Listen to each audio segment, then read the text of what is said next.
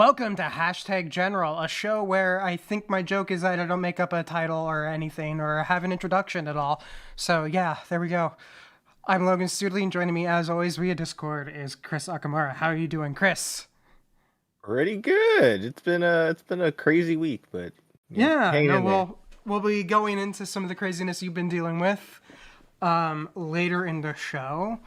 But yeah, what have you been up to other than a certain live stream that we'll talk about? Uh, that pretty much like the fallout of that. And then just some stuff. I have a wife and child that are not home at the moment. They're all on a vacation that I couldn't go to because I had work stuff. But Yeah, like I've been before kind of relaxing. before we started rolling, you told me like, "Oh yeah, they're away," and I was like, "Oh cool, what are you doing?" And you're like, oh, "I'm working." I'm like, "Wow, so you're not even really taking advantage of the empty house." Hey man, I don't Um, I don't know how to function. Okay, I'm like yeah, Samantha's your alarm clock. I don't know how you can yeah. handle I was this. like Uh, function properly. yeah. What else have you been up to other than that, or has it just been? Because I know from what I know you've been like slammed work wise. So have you been able to watch or do anything, or has it just been kind Um. of? Yeah, I mean, to a certain extent. I mean, there's a the benefit of the work that we do is like a lot of the times I can be watching something in the background, so it's just a matter of like what I'm actually focused on, I guess is Mhm. most of the question. Um, like I watched I watched the last two What If episodes like kind of off on the side. Um, and like I need to go back and watch them again because they were really really good. I really enjoyed them, but I need to go back and give them the time that they deserve. Yeah. But Uh, yeah. Otherwise, it's been kind of same old, just kind of watching stuff and doing all kinds of stuff like that. And yeah. I haven't been playing as many games the past few weeks. Just because. I've been playing a lot of games though. That is something I've been doing. Yeah, I've been actually. I'm almost finished with Cowboy Bebop because I finally Oh, sat you down finally to sat watch down. it. Okay, Um, and it is fantastic. yes. This was one of those because I actually tried watching it a couple of years ago, and the reason I stopped was because I realized I was making a huge mistake because I started watching it as something in the background, not something I was like, I'm going to actively watch Oh no, this. Cowboy Bebop is like deserves all of your Yeah, attention. and I was just sitting there, and I'm like, okay, I'm not doing this. Like, sometimes that happens, when you'll sit there and be like, oh yeah, I'm interested in this thing. I'll throw it on the background. Then you realize, oh no, no, no, I actually need to give this my like due diligence and Uh-huh. attention. And I finally was like, the Netflix teaser. I don't know if you saw it, but they did like Yes. basically the live action version of the animated intro with Yes. Tank. The honestly one of I love that theme song. Yeah, it's one of Um, the greatest intros of all time. I watched that and went, you know what? I should see if I should just sit down and do it. Turns out it's only on Hulu of all things. So Netflix is getting this live action version, but to watch it you need to go to Hulu. Which means I've been weirdly becoming acclimatized to ads again slightly. For example, James and I were still in the middle of watching Battlestar Galactica as well. And yesterday I went to go be like, oh, the theme music's starting. There's about to be an ad break. Let me pull out my phone. Oh crap, we're watching this on Blu-ray and there's no ads. Put phone away. It's ads are weird. But yeah, no, I think I only have like 3 episodes left. I'm like really enjoying it. I've been trying to find out if there's a way to get the movie, but it seems like that is kind of a ghost. But that's like the main thing I've been watching. Um, but yeah, Yeah, and if you mean it's a special show, man. That's one of the greatest anime of all time. So yeah, that deserves some attention. I'm it's one of surprised those it took you this long to watch it, to be completely honest. like I've it's been on my radar for probably over a decade this is a show I should watch. Right. It's kind of like Mass Effect, where unlike Mass Effect where it was just like I was off put by the control system. This one, it was just I never got around to it.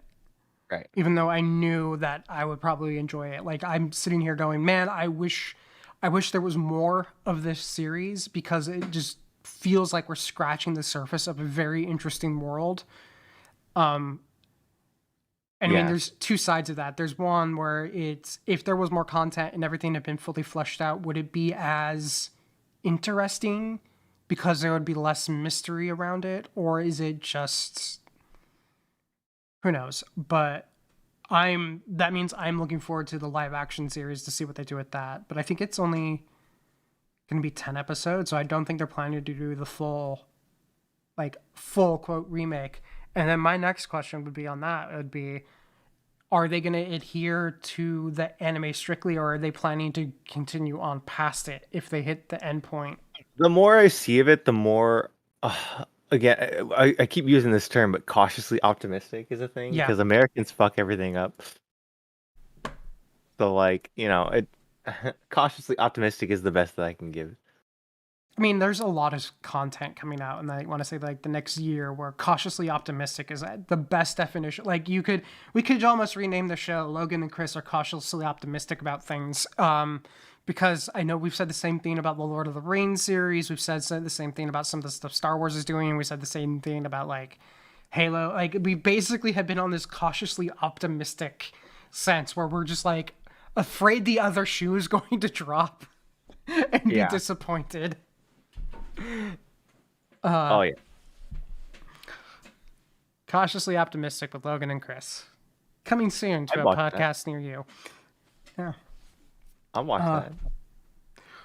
Let's move on, shall we? Yeah. First, big news in games. Twitch was hacked. So, why don't you give more details? Because I saw it, briefly read about it, looked up a couple people just to be like, I wonder how much they've made, which we can discuss a little bit more in depth, but I'm sure you have more knowledge of this than I do.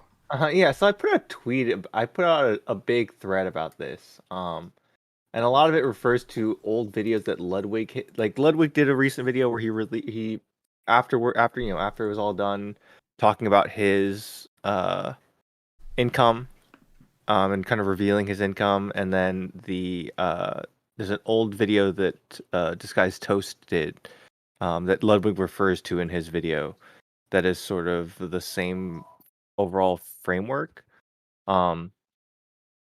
Basically what leaked was everyone's overall payouts from what date, like it was certain dates, but it was like a series of 16 months or something like that. Yeah, it was like 2018 to 2020, like 21. It was like a very short period of time, but basically Twitch at its peak is, I guess, the best way to put it. Like, this isn't like all time.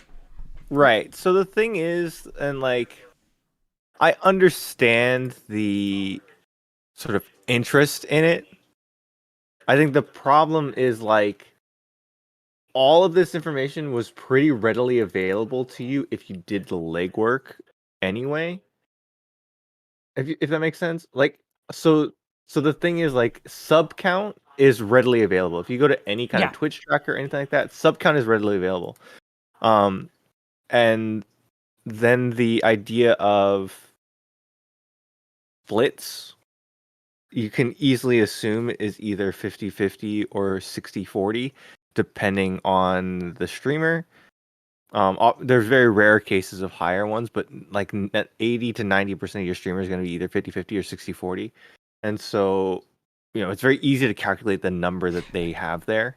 Yeah, I remember, I don't remember if you remember it, but back when we were working on in the pre-machinima days, and you and I had been looking at stuff, I did a breakdown of some, basically, not necessarily individuals, but like organizations that did Twitch streaming, and was basically able to calculate what their monthly revenue was, just based off how many subscribers, because in some cases, even if subscriber numbers weren't publicly listed, a lot of people would put it in their streams. So you could just sit there and pull that number, sit there and go, well, we know it's about a 50-50 split on this. Take the number they give you, multiply it by the subscriber thing, divide it in half, and that's like their monthly. Yeah, That's their monthly revenue. So again, like that's not readily, and that's the number that was given, right? So it's not Yeah. like a huge quote unquote leak. I mean, obviously it's a leak. It's a huge leak because of there's passwords and other things that were leaked. Yeah. But in terms of interest for the general public, yeah, we're talking mainly about this, the revenue here. This is the nugget that everyone kind of jumped on, right? Yeah. So again, that's sort of here neither here or there. The interesting part though is that this allowed a lot of us to see splits and understand splits, and like that's kind of the more important answer and the important question. Because and by splits I mean like, so if your sub is $5, how much of that $5 goes to the streamer and how much goes to Twitch? Which goes to Twitch, yeah. So like there are, again, like I said, there's about 80 to 90% of people, it's either a 50-50 or 60-40. The most you're going to get is a 60-40. The rare thing is that like someone like Summit 2G or Summit 1G, sorry, he has like a grandfathered deal, meaning like he has one of the original Twitch partnership deals. So his splits, from what we can tell, he has one of the lowest sub counts in the top 20. And so from what we can calculate out, again, there's a little bit of variance there. What we can kind of calculate out is he probably has a 90-10 or even 100% split. Damn. And again, that just goes down to he was one of the original ones, and so they needed to keep people around. So they, obviously they're going to give him more, and then now he just has this deal where he's never going to leave Twitch ever. So yeah, I mean, some people have like some of the bigger people have 70-30 or 80-20. Those are extremely rare cases. And then even the more unicornish 90-10 or the 100%, right?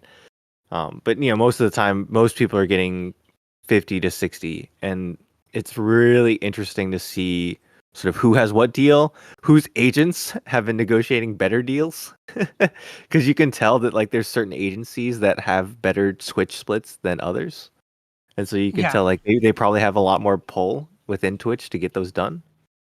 And so it's pretty interesting, or like you can tell who's probably part of a package deal of like, hey, we negotiated these 5 streamers at once, and because there's one big fish in there, they all got a great split. So that's the more interesting sort of angle here to look at. And I think that it's the fascinating part was like watching social as this came out, of like, wow, these streamers are making so much money. Whereas like, yeah, the top 1%, 5, maybe even 5% of streamers are making good money, but 99% of them aren't even making minimum wage. And it's the thing that's interesting too, of like people assuming that when this number is the income, when it's really not. No, so it's like not. Like Twitch income, the way that it's calculated, and this is why I bring up the Ludwig video and I bring up the Toast video, and it's pretty interesting to me. So the Toast video came out in like early 2016-17, I want to say. So it's been a good 5-ish years to look at this data. And so Toast explained that his income is probably about 50%, 45% of Twitch income, meaning like donations, it's subs, ads, and bits, right? Of like, these are the 3 things that come from Twitch, right? So it's like 45 to 50% of his income, probably another 10 to 15 from donations, and then probably like 40 to 45 from like sponsors, right? Like, hey, you want to sponsor a Toast stream, you'll give them some money, right? And that's just Twitch income. That doesn't include like YouTube and social media plugs and whatever, right? So that's just Twitch income. So again, we're with the Twitch League, we're only getting one number. We're only getting that views or that subs, ads, and bits number, right? So we're only getting, obviously it's the biggest part of that pie, but we're still only getting one number from one source of income from a streamer, right? Now, the interesting part about this is, again, that Toast video was 5 years ago. Ludwig put out his numbers, and his breakdown was 10% from donations, 45% from Twitch, and then 45% from sponsors for in terms of Twitch income. So we're talking 5-ish years, 6-ish years, and the splits are almost exactly the same. That hasn't changed. Yeah. Which is a really interesting thing to take a look at and like think about. Is like, oh yeah, I completely forgot this is a thing. Right?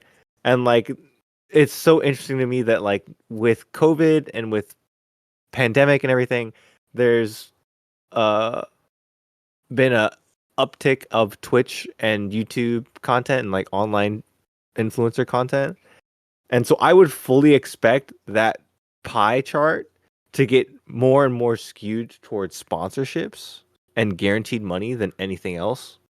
I think that's actually going to just be a trend almost everywhere. To go even another step out on that money chain, if you look at advertising in general, Facebook took a 40% hit when Apple's new iOS update went out, just because of how Safari has basically made it almost impossible to track people if you choose settings a certain way.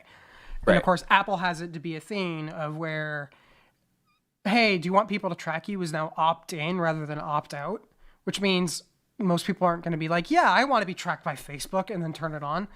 Yeah. Which means it's going to be harder for companies to just be like, oh, this person's interested in this thing on my website. Let me run ads on that item to them on these places. I think we're going to start seeing more spends in the trying to find like an influencer or something, especially in like a niche space. I mean, gaming, you can just be like, well, we'll just buy a bunch of ads on YouTube. But I think we're going to start seeing more cash getting thrown at influencers. Yeah. So that's one way you can guarantee that an audience that's interested in an item or would be interested in that category of an item actually hears about it. Right.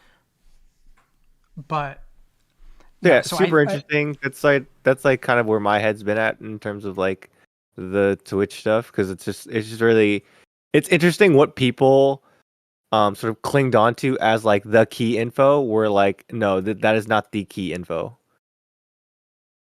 Yeah, it's like I didn't really look too deep into the numbers, mainly because my immediate thought was there are some Twitch people I follow. Because I tend to watch more, because I play a lot of strategy games, I tend to watch more strategy gamers. And I was just like, I wonder how much they make.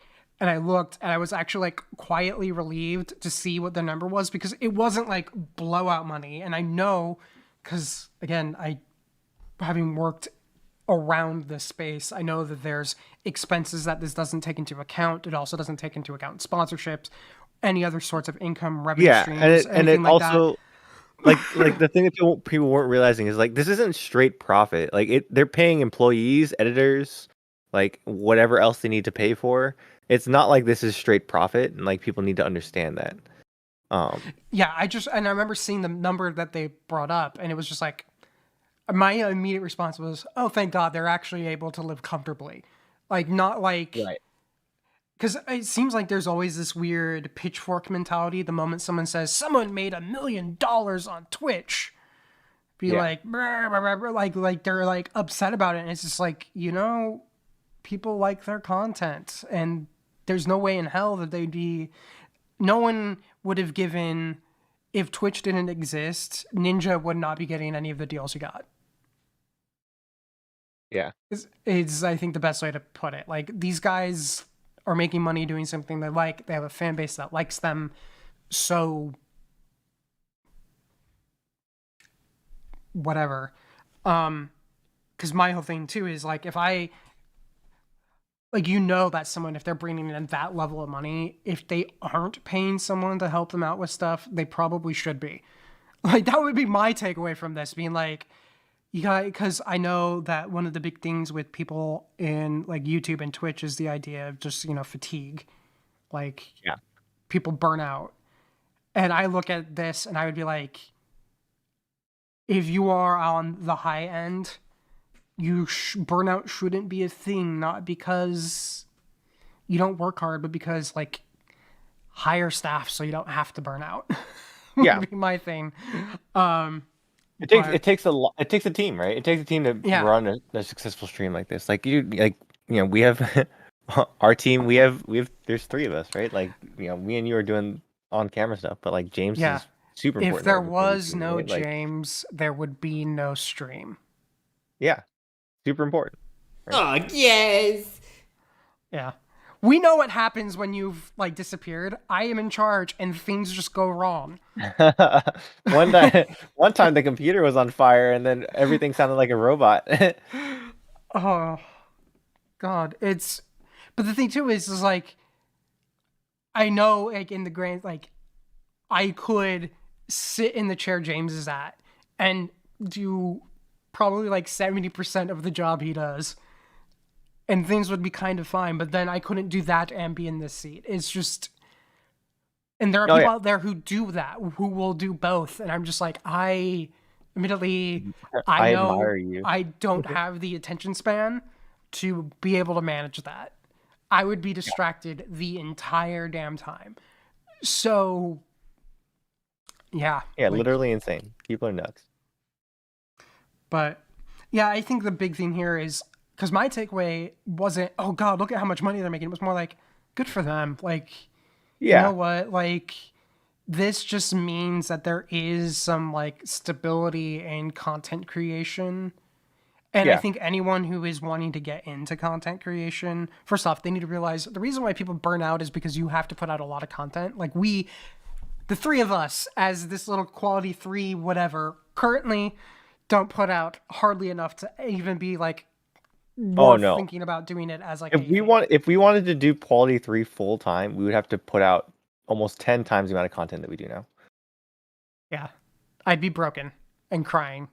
Yeah, it'd be a lot. And like that was sort of the funny thing. I got into it with a couple people on Twitter that were like, I can't believe people make this much. And I was like, well, I'm really gonna blow your mind. You have to triple that number that they make if you want to make your actual income. And they're like, what fuck you talking about? The numbers right here. I was like, no, and I explained the whole thing that I just explained now, and they're like, oh. And I was like, yeah, it's not like they make probably triple what this number is. Yeah, it's because I remember, and I've noticed like because Linus did I think another update on like his revenue thing like a couple months ago. Yeah, I remember he made a video too that was out when the leak came out too. He did another one. Yeah, the thing I haven't watched his one about the leak yet, but the thing I remember every time they do like, what is like the YouTubers do? Because Linus seems to be like one of the few channels that has like an actual like full on staff. And I remember James and I every time we have seen one of those videos, we're just like, how do they do it with so few people? Like, that's how you could tell that we've worked in like Hollywood, because our immediate response isn't like, oh my God, there's so many people who work for Linus. Our immediate thought is, how do they do it with not like more people? Bro, I've always said like some Twitch streamers are like,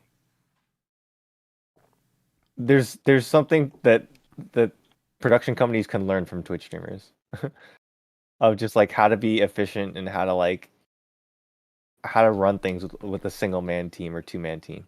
Like, it's really insane what some of them are able to pull off. Yeah. No, and there are tools out there where it's like, especially if you're like me and you look at a lot of the tools and stuff that go into it, like Black Magic makes some amazing things for very, very, very low prices that would let you do some crazy shit. But yeah, it's crazy what you can pull off now on a live stream.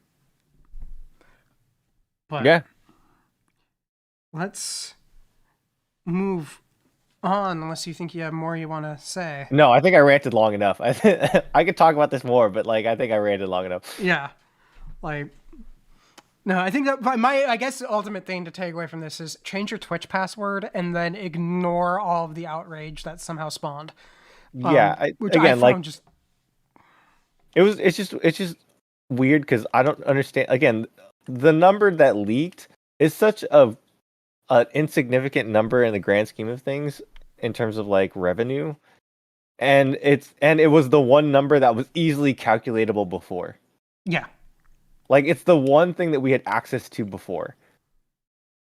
So it's not like this is mind blowing anything like It's that. just that someone, because of the insight, like it's the splits, and Yeah, it's the all in one splits are the place. It important wasn't thing. like you had to do the math for every single person. Yeah. It just was there. Yeah, Shocking no one. the only information that came out of this was the splits and like who's good at negotiating. That's it. All right. Which I will say there's some small streamers out there that have some fantastic splits. So good job, gentlemen. Good job, ladies and gentlemen. You guys do your thing. More power to you. Nickelodeon All-Star Brawl. Now, I'm sure this is going to be a very quick topic before we go to the next one, which is basically still Nickelodeon All-Star Brawl. How are you enjoying it, Chris? I saw that you were playing it on Twitch a couple nights ago. Yeah, I had it about a week early. I want to say a week early. Because we had to, for the event that we were doing, we had to figure out rule set and just kind of make sure that the game functions properly for what we were doing. But yeah, it was a good time. We had a lot of fun.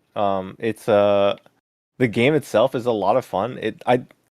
There's a lot that can go wrong and right with a game like a platform fighter like this. You could get a little too close to Smash Brothers. You can get like not close enough to Smash Brothers. You can get all kinds of stuff that can go wrong. And the thing with this is like it's a ton of fun. There's a lot of depth to it gameplay wise. I like it a lot. There's just like maybe 3 or 4 things that like are fucked up about the game and like make it almost unplayable at times or like ruin the fun a little bit. And so like they're a good maybe 2 to 3 patches away from like really having something special here. I mean, that's fantastic. I mean, while watching it, because I did watch some gameplay for a reason, it does strike me immediately, like while watching, I'm like, oh, if you've ever watched Smash, like you immediately can understand what's going on. Yeah. It's do not you think complicated. Do you think it veers too close to Smash or is it just like a different enough that it isn't going to, that it can stand on its own? Or no comment. I think there's enough. I think there's enough there. And look, the dev team is really excited.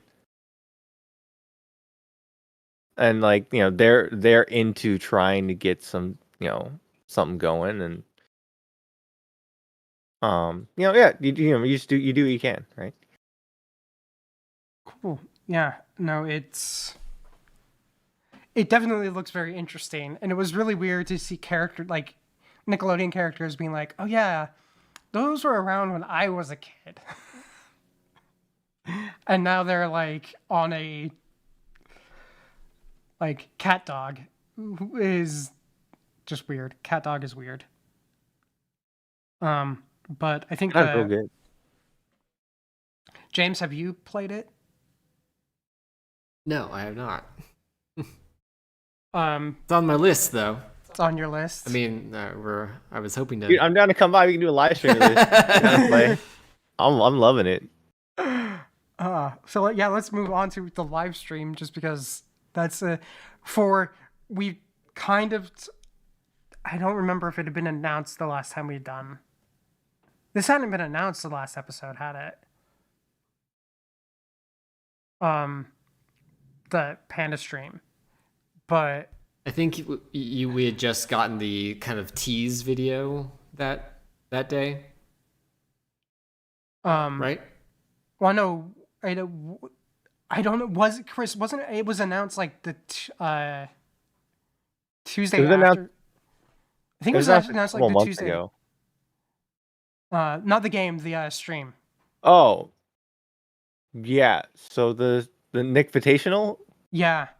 The Nickvitational we announced on the 28th, right? Yeah. Yes. That's the tweet that you sent us. Yeah. But We've been working on it for a while, or not even a while. Like, so I can talk about this now. This fucking 28th. Yeah. So this this fucking event came together so quickly and so weirdly, like out of nowhere. well, the thing So I find in like my perspective was I think just I found hilarious because I'm hearing from you about this. I'm also hearing from James because James works for the Nickelodeon content on YouTube. So I'm also hearing from James about stuff around this game, and I'm just like, am I like, do I know more than everyone? you probably did. Hearing from both sources, yeah, you probably did. It's pretty interesting though, like uh hearing James's perspective, like from the Nick side, because I wasn't sure how much of a wave we were making. Like I know, like Nick gave us a mystery box to give away, which I still have no fucking idea what's in it. Will you ever know? Or I don't. Well, so it's on its way to Connor Eats Pants, who won the event. So hey, if he wants to reveal it to the world of what's in this fucking mystery box, that's up to him. But yeah, there's a mystery box that's on its way to Connor.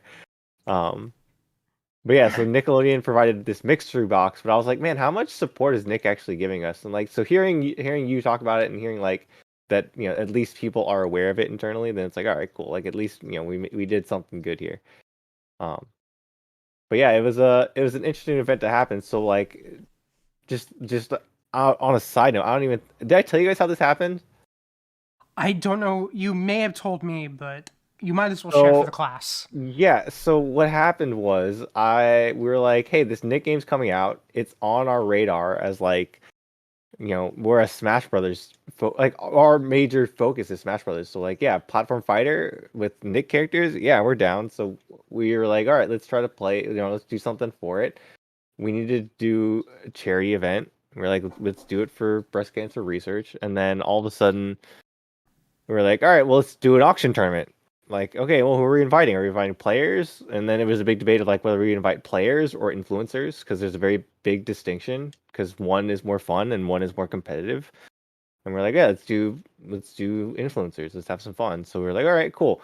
So then I was like, hey, I'm gonna send out some messages to some friends, and like we'll all send out messages to friends. I'm gonna go to Disneyland, and we'll come back Monday with whatever we got, because you guys know, working with like influencers and content creators, like they ain't the best like getting back to you about stuff.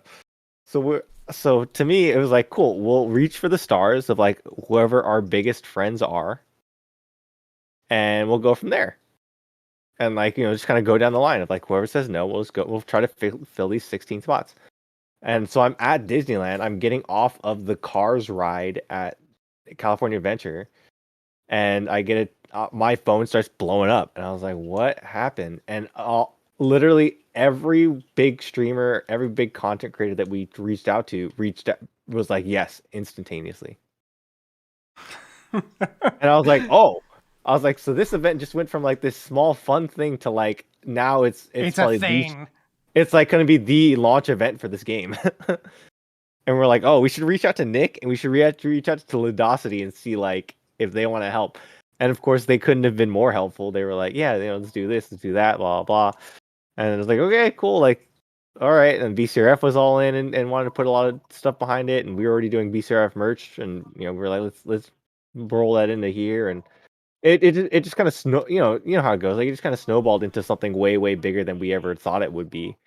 And very quickly, because we were, again, the reason why we thought we could do it, because it was low lift and it was something that was like, cool, we know how to run events, we know how to run tournaments, we can run a live stream for like, a couple hours and raise some money, that'd be fun.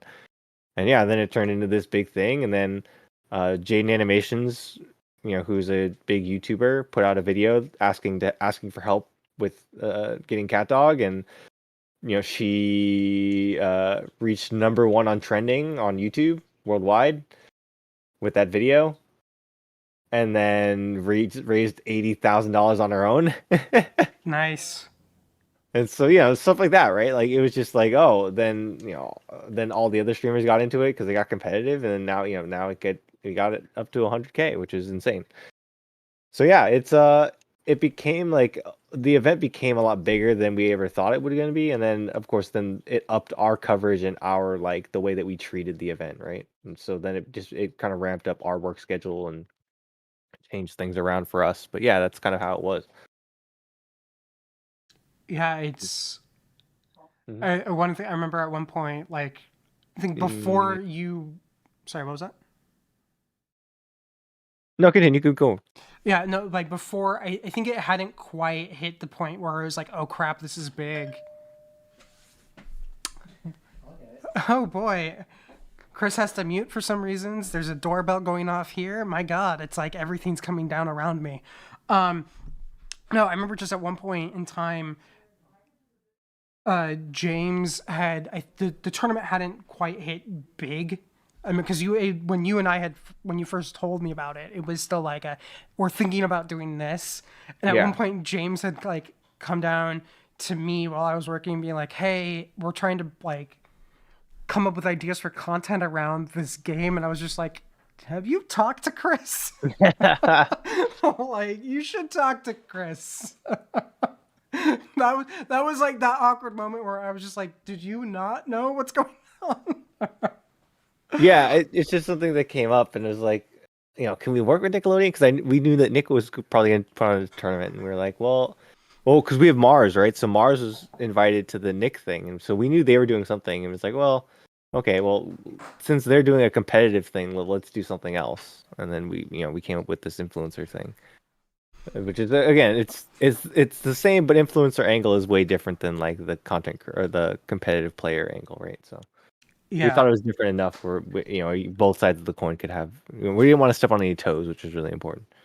yeah, no, it just seemed like I wasn't able to watch most of the stream just because work, but a little bit I did catch. It just seemed like it was doing really well. Because I think I tuned in, it still hadn't even crossed. Like it just crossed, I think 90K. In terms of how much had been raised, and of course it raised over $100,000, which I mean, bravo to you and your team. But yeah, no, it was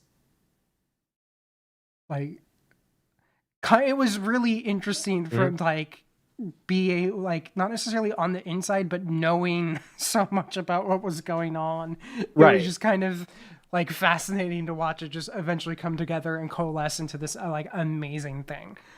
Yeah, So I it's just super cool. It's very refreshing to like have a project go off the ground without a hitch. It's very rare. yeah, but no, $100,000 for breast cancer research. So like honestly, that alone is just awesome. So Nickelodeon All Star Brawl, check it out. Yeah, man. And check out Kid Liquid on Twitch because apparently at random times at night, Chris will be streaming it. It's so funny because it was a thing of like, hey man, for a week I was the best Reptar player in the world. You know what I'm saying? But no one knew. No one knew about it. But out of like the 30, 40 people that had that game a week early, I was the best Reptar in the game for about a week. You know what I'm saying? So, I Well, gotta show the people why, right? So yeah, I was just messing around, I was playing, and I was like, I should stream this. I was like, there's no reason for me not to stream this right now. So I was like, yeah, exactly. I'll do it. All right. Anything more you would like to share? No, I think that's it about the Nick All Star Invitational or the Panda All Star Nick Invitational. Nick Invitational. God, just Yeah. know like the key art and everything was just like spot on. Like, Yeah, our artist nailed it. Like, God, I remember you sharing some of this stuff with like when things were like locked in, it was going, just seeing some of that stuff because you shared it, and I was just like, this just looks perfect. Like it's you didn't have like if you had any inkling about Nickelodeon, like you need to have like at least that level of knowledge, but like you would look at this and immediately be like, oh yeah, Nick. This just screams Nick, and it just perfect. Um, Well, it's like at this point, Nick kind of has the, like Smash was kind of just like, hey, here's like all these Nintendo characters from different worlds all wrapped up together, and now it's like Nickelodeon's like, hey, we have like enough we have a ton IP of that we could sort of have like a couple, one or two from each, and kind of have a ton of characters. Yeah. It's so funny. Yeah, it's a typical thing of like people using it to prop up other stuff, and like so there's a game called Rushdown Revolt, and again, no bias here. We did a video for Panda, and then we did some sponsored content for Panda with them, but the game's okay. I didn't enjoy it as much as a lot of other people did, but like from what I understand, it's still a solid game. And so it's another platform fighter, and so someone tweeted the other day or yesterday, I think it was, that like, hey, everyone should be playing Rushdown Revolt. It's game. It's better gameplay than Nick All Star Brawl, and like you should be playing it, and it's free. And so everyone kind of got on him of like, why do you trash Nick All Star Brawl, whatever. And so my favorite reply tweet though was, "Do it have SpongeBob though?" They do not have SpongeBob though. Yeah, and so it's like, no, but the gameplay is very better. But he's like, nah, but I want to play as SpongeBob though, and it was like the funniest shit because it's like you can't say shit, man. because you want to play as SpongeBob. God. No, it was weird because I think I was watching like Cat Dog fight Korra or something at one point. Hell yeah. It was just like, this is weird, but then again, it's like totally on point given like how Smash Brothers works. But I think we move on to Yeah. our next topic. Now, Chris, have you had a chance to watch Muppets Haunted Mansion yet? No, but I'm super excited and want to so bad. I'm waiting for Samantha to come back. That's fair. James, Did you watch it? I have watched it. James has watched it. I really enjoyed it. I did not get half of the in-jokes. I think this is... If you are a fan of the Muppets, how the Muppets operate, fantastic. If you're a fan of like the Haunted Mansion, fantastic. I would imagine people who don't fall into either or both of those categories would probably be very like meh on it. But as someone who enjoys Muppets and got some of the in-jokes from the Haunted Mansion ride, like, it was delightful. Just laugh out loud, multiple points. I miss Rizzo. I'm into it. But I more Gonzo. I love the Muppets. I'm into this. Yeah, no, I really enjoyed it. I think this is an instance of, because when I first heard about it, there was things on, I think IMDb had it listed as a 90-minute runtime, and it's only like, it's more like TV special runtime, so it's like 50 something minutes, and which I think was perfect for it. Like, I don't think they could have done much more without like running the idea into the ground. But this is also the kind of thing I really want them to do with Muppets more, like, because I've enjoyed like stuff from Muppet Show, like the old Muppet movies, but like growing up for me, Muppets had been like Muppet Treasure Island and Muppet Christmas Carol. So it was just like, do more stories like that where it's like Muppets in a Muppet take on another story is exactly kind of what I want. Just like Wishbone, use that like formula, but just like Muppetize. So instead of a dog, it's Kermit the Frog and Gonzo. That's pretty funny. I'm into it, man. Yeah, but I was sitting here because I was like, okay, so Muppet Treasure Island is like pretty close to Muppets Pirates of the Caribbean, so we don't need to do Muppets Pirates. What is the next Disneyland like ride that the Muppets should do? Like, that's what my question was. Muppet Space Mountain. Muppet Space Mountain. Oh, that would be fun because you could do the whole thing with pigs in space. We did come across an idea because a group of us are watching it over Discord of Muppet Indiana Jones, and I think my joke was, well, if they do that, what it should be is Harrison Ford still plays Indiana Jones and they play it straight, but he's just surrounded by Muppets. Like Fozzie Bear would be James. I think you were the one who said who Fozzie should be. Uh, I think it was you. no, I maybe mean, I think it Charles. should be like a new story. Like they shouldn't like play. I mean, I guess they could like remake the first movie, but it seems like you could have like a fun regular Indiana Jones movie that's just kind of like much lighter, which is saying something. Yeah. Yeah, let's redo Temple of Doom. But That would be hilarious. oh my god. Temple of Muppets. Oh, the whole scene with the soup. Temple of Felt. It's just Oh my god. Like the spiders crawling around would be all Muppets. I seriously like a Muppet take on Indiana Jones with Harrison Ford. I would honestly like that. Just please, like, why not? And I don't know. Like he'd either be like super into it, or he'd just be like, I do not care what Well, is happening right now. Because I guess it really depends on like how is Harrison Ford a Muppet fan, because he does, unlike Han Solo, he really does like playing Indiana Jones. Like yeah, he loves like it. he loves it. So I think it could be one of those scenes where he would want to pass on it, not like if he's not into the Muppets, he'd probably be like, screw you.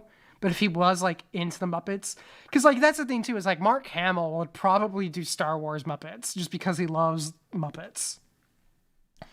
But yeah, I think the question here is what would Harrison Ford do?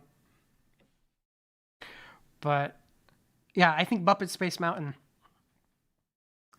I think that one would probably be, that one would have fewer hurdles and would be just as fun. They just haven't done anything with Space Mountain, and I think like it's such an interesting concept for like. I feel like it's such an interesting concept for like a movie or something. Does Space Mountain have like a plot? story? Like I've never like it's always been closed every time I've been to Disneyland, so I'm not. Does I've it only have done like? it as Hyperspace Mountain.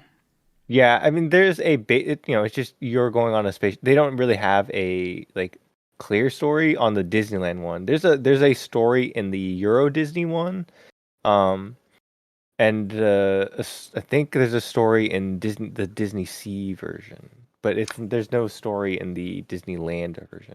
Isn't But I mean, the Shanghai one Tron? Yeah, the Shanghai one is Tron. That they swapped out Space Mountain for the Tron ride, and then that's coming out with that ride is now coming to Disney World, I think, because it was so successful. But yeah, like, is that the thing too? Because Space Mountain has no like, this is the story. You could Yeah. kind of do almost whatever. Yeah. Which again, like to me, just leaves it wide open for like some creative freedoms there that you don't really get with Pirates or anything else, right? Yeah. Or even Jungle Cruise, which was a very fun film, but you're still like, there's a ride that has a very set pattern to it that you have to respect with like Jungle Cruise, which again, still a fun movie. Space Mountain is, And that's my dad's favorite ride, and I find that ride extremely boring once you do it once or twice. I want to do it at least once just because I have a feeling I'll enjoy the puns like the first time. Oh my god, my dad wants to go every time we go, and I'm like, dude, fuck. How many It's the times same I go? pun. It's the same puns. It's the same fucking like these people. Hey man, these skippers only have a limited amount of jokes, and they do this 30 times a day. Like I highly doubt that they are going to have anything new here. But yeah, you should watch Muppets Haunted Mansion. Yeah, I'm I think super you'll get a excited kick out about of it. And then we can just pitch. We'll corner New Bob, and Epic. yeah, we'll corner him and pitch him on Muppet Space Mountain before we're dragged away by Disney security. We'll get the pitch out before we get dragged away by Disney security. Can I have Muppet MCU? Can that be a thing? Did you watch the MCU short The Simpsons did? Yes. Or Lisa Becomes Thor? Fantastic. Yes. I loved it. I But need Muppets MCU. I need. Muppets everything. I mean, we have Lego Star Wars, so why not Muppet Star Wars? Yeah. Please no Lego. Please no more Lego Star Wars. There's so Yeah, many. I No haven't more. even watched the new special yet. The Halloween one. Oh, it's just too many, man. Like, please slow down. Pump the brakes. I Um, don't need. I don't need a new Lego special every week, which is what we're getting at this point. Oy. But anyway, speaking of the MCU, why don't we skip ahead to the next type of item? I know you've watched it and you need to do another more focused watch on it, but Chris, what was your take on the end of What If? I really enjoyed it. I liked the Ultron storyline. I liked the multiverse Avengers time like things. I liked it. Yeah, I thought they wrapped up that series really really well. Like in terms of wrapping up a bunch of stories that really don't connect together. I think like they did a really good job of it. yeah, though, hear me out. What if Gamora's episode didn't disappear? Yeah, that was weird. That's like the only weird thing is you get like this. Like, was it supposed to be? I saw some places online reporting that there was a cut episode, and that it was supposed to focus on Gamora. But That's probably where it comes from. But yeah, it was a little off-putting because she's like, you're like, where did he come from? yeah, it's just like, okay, so we have all these characters we've seen from other, you know, multiverses in these stories, and then here's Gamora from one you haven't seen before. Like that's like I think the only thing, only thing I was kind of met on with this, where it was just like, why didn't we see her? But yeah, I know. I think you're right. I think it was a nice way to tie all of these desperate stories together in a way that made sense. Um,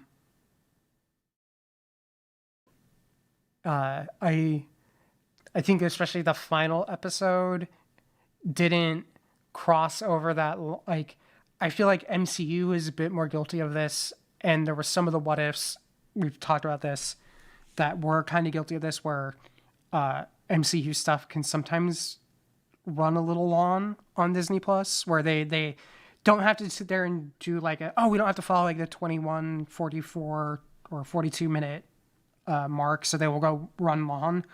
Yeah. I didn't feel that way with the final episode. Like it, by the time it ended, I was starting to be like, okay, it should wrap up around now, and it was just like, okay, we're wrapping it up, and I'm like, okay, like, which is,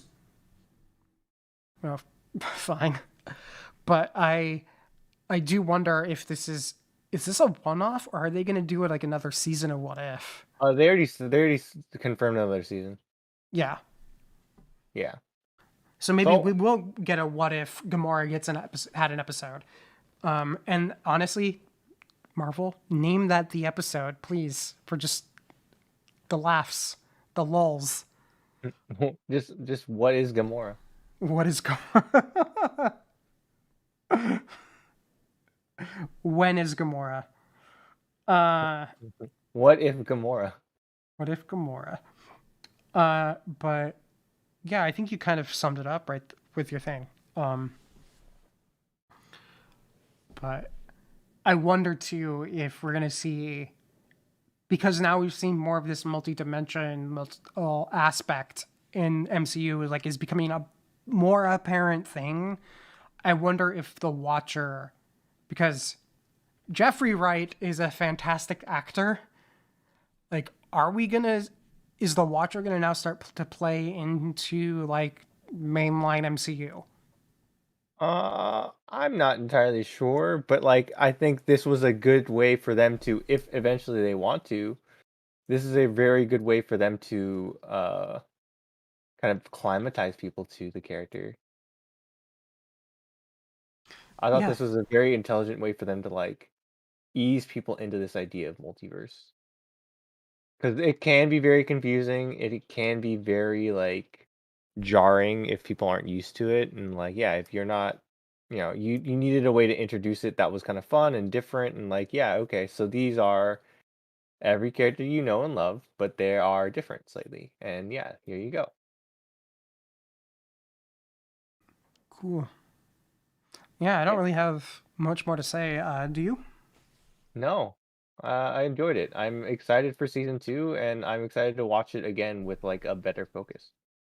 Maybe I'll do that today. Maybe Speaking that's a of better focus, did you finish Star Wars Visions? I did, but that is again another one where I want to go back and watch it with like full attention because I Yeah, really there's enjoyed it. Like it's something that like I feel like I missed a ton of small details because I wasn't like watching it as closely as I probably should have. yeah, But yeah, I really enjoyed it. I think Star Wars Visions is. I mean, we're going to probably rehash a lot of what we said in the last broadcast, but it's also one where I think you can watch an episode in solidarity, like as its own piece, and not really miss anything. So I think it's Visions is one where I think it would be easier to do it in smaller bite-sized chunks rather than having a need to binge. Yeah. I keep going back and rewatching Village Bride. Yeah, great one. Yeah, like I think that one is my favorite of the bunch. But then there's so many of them where Like each one has something where you're like, man, I love this. yeah, like The Duel, which has Oh my David god, that one. Harbour as Yeah. a Jedi. Um, that one, while watching it, I was like, man, this literally feels like they could drop it into the High Republic timeline and it would just work. Mm-hmm. Like, I'm wondering, I kind of do wonder if some of these stories are gonna be almost canonized, or characters are gonna start being like appearing, because there are some like, um, God, it's what's the one, like the first one is I think it's like that one actually might be called The Duel, but this one with the Ronin figure, like there's no way that narrative could fit into Star Wars without like significant changes, but it's still just like wonderful to watch. Yeah. And that's just, which I'm very appreciative of as like a Star Wars fan, is that yes, I always want more like quote canon content, but Star Wars, there's so many ideas about what is Star Wars that if you tell someone make Star Wars without like, but you don't have to necessarily follow the rules. It just showed so much potential out there. Well, yeah, I think like this is the same reason why I love Rogue One, right? Like, because it was a thing of, okay, well, what is Star Wars to you? And it's like I feel like most people be like Jedi's and lightsabers and shit. And you're like, no, that's not what Star Wars is. Like I feel like that's a very short-sighted thing for Yeah, them. well, Jedi are very prominent in this entire series. Like Star Wars is a very deep universe because George Lucas kind of let people play in it for a long time with very little oversight. Yeah. Which is why we have the Legends mess, but is also why there's so much to draw upon, is because there's this people just played for the longest time. And even as a kid, if you played Star Wars like with your action figures, like you would tell yourself Star Wars stories. I think it's just, this is almost kind of like a natural expression of that, which is, hey, tell a Star Wars story, have at it. And yeah, because like, what is it, Ninth Sister? Is it called Ninth Sister, or the one where like they're trying, like the story is lightsabers were like a lost art form. I want to say Seventh Sister, but I think it's wrong. Yeah. Anyway, like that one is just like a fascinating story, but also like doesn't really work with any knowledge of canon that I have. Yeah. But if they had that Again, rule like, thrust upon them, we wouldn't have received the story. Yeah, and there's so much stuff in there where it's like, man, there's nuggets here where it's like a little reworking, and you can make this work. Yeah, because I was sitting there going, I'm like, man, this could be like 1,000 years after Skywalkers. It could also be 1,000 years before the Skywalkers. This could be like the rise of the Republic type thing. It's a new ride at Disneyland. It's a sequel to Rise of the Resistance.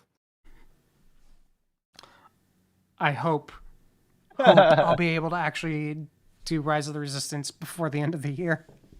Might be going in November soon.